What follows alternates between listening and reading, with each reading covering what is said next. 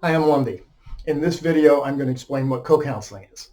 Co-counseling is a healing approach in which two people split the time in half to pursue healing for both people. So for the first half of the time, one of you is counselor and the other one is client, and then you switch roles for the second half so the other one becomes counselor and the other one becomes client.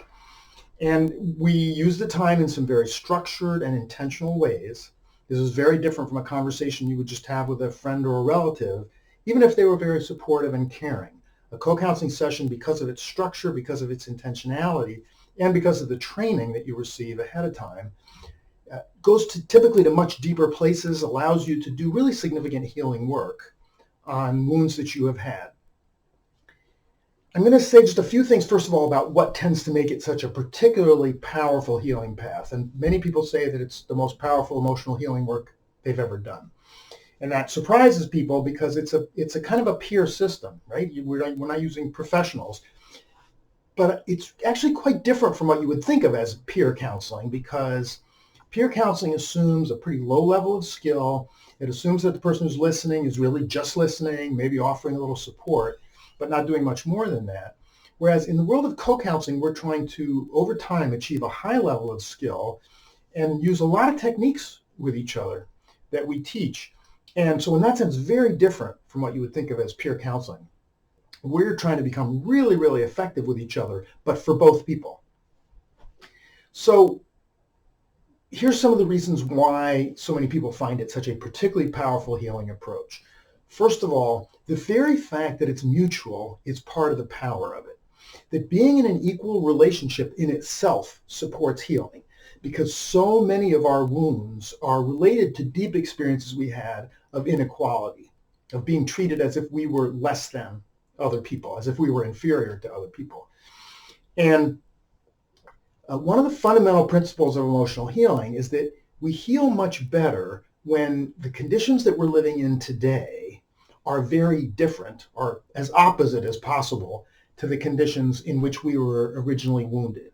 So if we were originally wounded in conditions of deep inequality, we're going to heal better when in the present we're in a relationship that's very equal. So that's one of the advantages of a co-counseling relationship. Secondly, the fact that we are also participating in the support and healing of the other person supports our own healing. And it does that in a number of ways, but one of the ways it does that is that we see ourselves as a healer during the other person's turn. And that affects our self-image. We don't just see ourselves as someone who's been beaten down by life. We also see ourselves as someone who has survived in many ways, who still has a lot to give, who still has a lot to offer.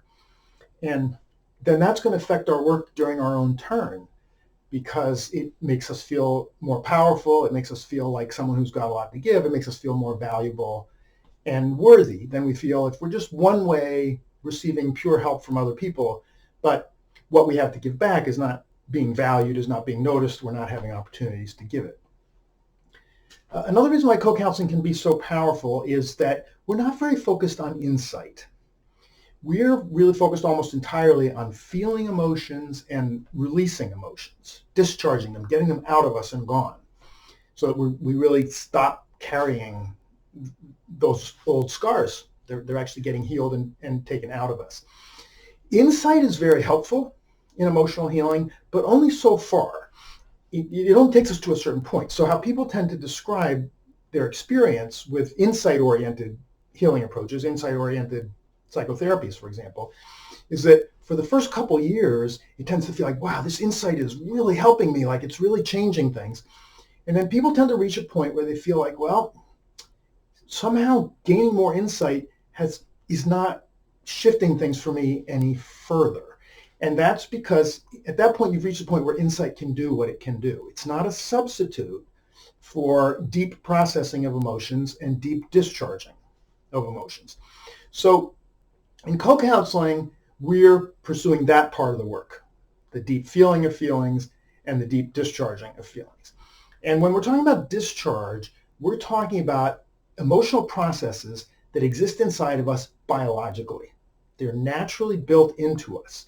These processes for getting pain out of us after injurious things have happened in our lives, whether incidents or whole injurious periods in life.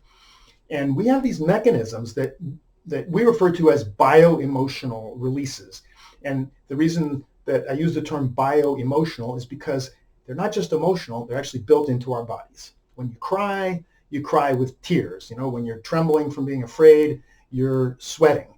And these behaviors are built into us. Like, no one has to teach us to cry. No one has to teach us how to have a tantrum. A tantrum is how anger is discharged. No one has to teach us to laugh. These things are inherent. Children will do them who've never seen anybody else do them. Why are they there? They are there to be our emotional healing mechanisms, to get the pain out of our body after an incident is over, so that we're not carrying that pain on into our lives. Pain is actually not dangerous to the human being until it becomes chronic. It's chronic pain that's the problem. It's not that we shouldn't have painful events in our lives. We can handle having painful events in our lives. We don't like it, but it's not going to do us long-term damage. What does us long-term damage is when we don't get to heal from those events, when the pain stays within us and becomes chronic. So we came into the world with these healing mechanisms that were there precisely to keep pain from becoming chronic, but unfortunately they get stifled. These mechanisms have been completely misunderstood in our times, maybe through lots of human history, probably, but certainly in our times, completely misunderstood. So that people stop you from crying. People even stop you from laughing too much. People stop you from trembling by giving you alcohol or just telling you to pull yourself together. People stop you from having a tantrum by telling you to not be that way and, stop behaving that way, even though a tantrum doesn't hurt anybody unless it's an aggressive tantrum. But a tantrum like a 2-year-old has, it's just like, doesn't hurt anybody. It's actually a necessary way of releasing anger. And these bio-emotional healing processes for a large proportion of the human race is our most deeply available and successful healing channel, and yet it hardly gets used at all. And so co-counseling is largely devoted to helping people open up these discharge channels so that we can have the kind of deep healing that we were built to do. So co-counseling has got some particular power that other approaches don't tend to have.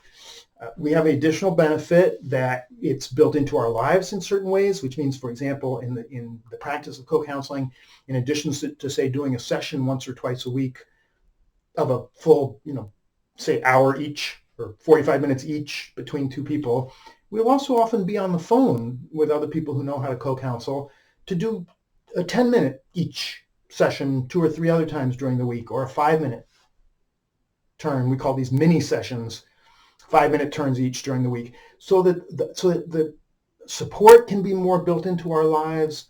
The discharge of emotions can be more built into our lives. Rather than just like our co-counseling session is in this very isolated place, and then we don't have access to that kind of support for another week, which is how people's therapy experiences tend to work. So this is more built into our lives.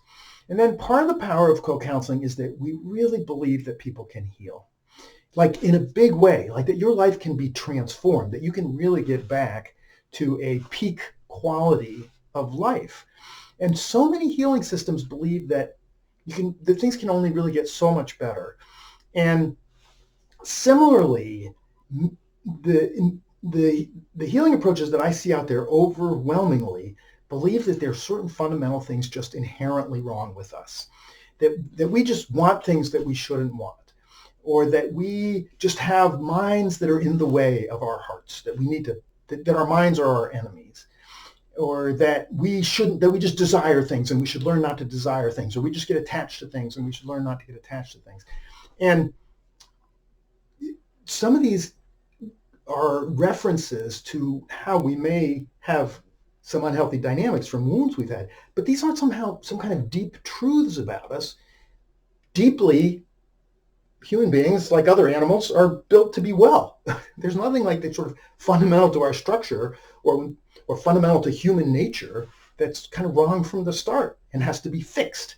And yet I find almost every healing approach assumes that there's just something fundamentally wrong with us that needs to be fixed. Even a lot of quite wonderful spiritual approaches, still underlying, there's a message there that there's just something wrong with you that you got to fix.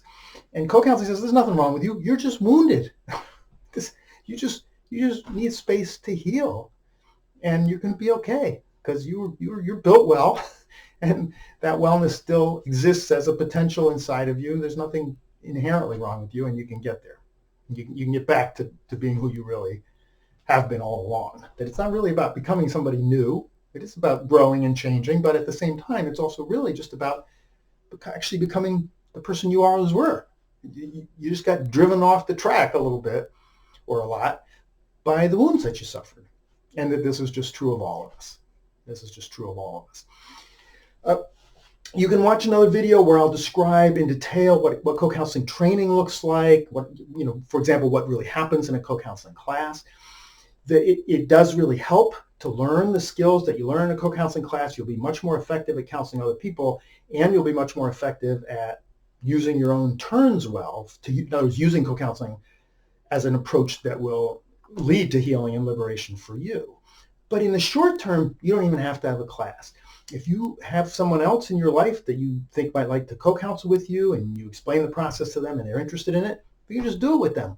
I actually co-counseled when I was young with my best friend for a year regularly, like every week or almost every week, before either of us had even had a co-counseling class. We were just working from a manual that was available at that time.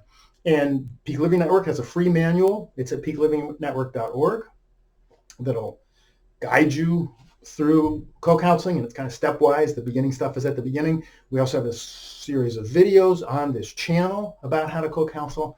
So you're welcome to dive in. We encourage people, just dive in and start trying it. And take a class when you can. It actually will really benefit you, but there's no need to wait till then. And then the last thing I'll say in this video is related to something that I say in the Introduction to Peak Living Network video, which I hope you've seen, but if not, I encourage you to go see it after you watch this. But when people are asking, well, is co-counseling going to be a good approach for me? I'm going to say the same thing as I say to the question of, do I want to be part of the Peak Living Network, which is, are you at a place where there's enough breathing room in your life to really focus on emotional healing? Because co-counseling is not a process that works well when your life is at a really, really bad spot. There are other things that work much better for those times when things are just dark and bad, or they're scary and dangerous, or where you're actively being horribly mistreated by someone or some group of people in your life. This is for when there's a little more peace, there's a little more space, and you're thinking, okay, phew, I've caught my breath here a little bit. This would be a good time for me to do some healing from the past. That co-counseling is much more effective when you kind of got your feet, at least somewhat on the ground. None of us really feel like our feet are that solidly on the ground. There are people who fake it that they do. They're really exaggerating. Life is not easy for any of us. But I'm just talking about those times when you're okay. It's like, all right, I'm okay.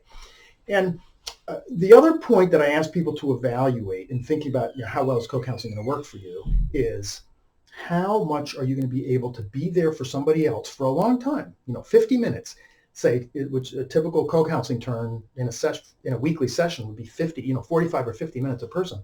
That's a long time to pay attention to somebody else. And for co-counseling to work during the other person's turn, you've got to be fully focused on them. You can't be thinking about your own distresses. You can't be in a depressed place during their turn. You can be in a depressed place during your turn, but you can't be in a depressed place during their turn. You can't be in a despairing place during their turn. Are you at a time in life when you can pull yourself out of your despair for an hour and give a genuine smile to the other person? Not like a pasted on fakey smile, but actually genuinely be in touch with some hopeful places inside yourself. Have some lightness in your face. Have some encouragement for them. Believe for at least that hour, the other person's turn, that life can be happy and will be happy for this person. If you're at a place in life where the darkness is still so heavy on you that you can't get out of it for even an hour, then co-counseling isn't going to work for you yet. That doesn't mean it's not going to work for you a year or two from now or 5 years from now. It just means that for now, you're going to need to get what we call one-way help, right? Co-counseling is a two-way system. You're supporting somebody else's healing, and then they're supporting yours. You're listening to them, then they're listening to you. They're taking some responsibility for helping you heal, then you're taking some responsibility for helping them heal. It's a shared responsibility situation. And if this isn't the right time for that, don't take that on. stay with one-way support, whether that's a professional therapist or the other resources that you can pull upon, social services, or other kinds of one-way help you may be able to get. Friends who are just prepared to just be there for you right now. To some extent, friends and relatives will do that. We all do that, I think, actually. When sometimes one's in a really bad place, we're just all totally there for that person and don't expect anything back.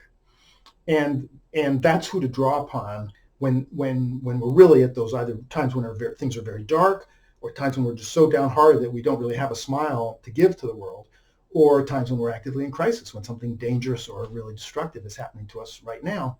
Then we just want to focus on getting the help that we need and taking care of what we need to take care of, and then come back to co-counseling when the dust has cleared and you're more able to just focus on your own emotional healing, and you're more able to really be there for other people to focus on theirs. When the time is right, co-counseling can be a really powerful process. So on this channel, you can find a bunch of step-by-step videos for how to do co-counseling. You can find the manual at peaklivingnetwork.org. Also, if you're on the Peak Living Network mailing list, which you get on at peaklivingnetwork.org, you will also get notified as co-counseling trainings come up 2, 3, 4 times a year from the Peak Living Network.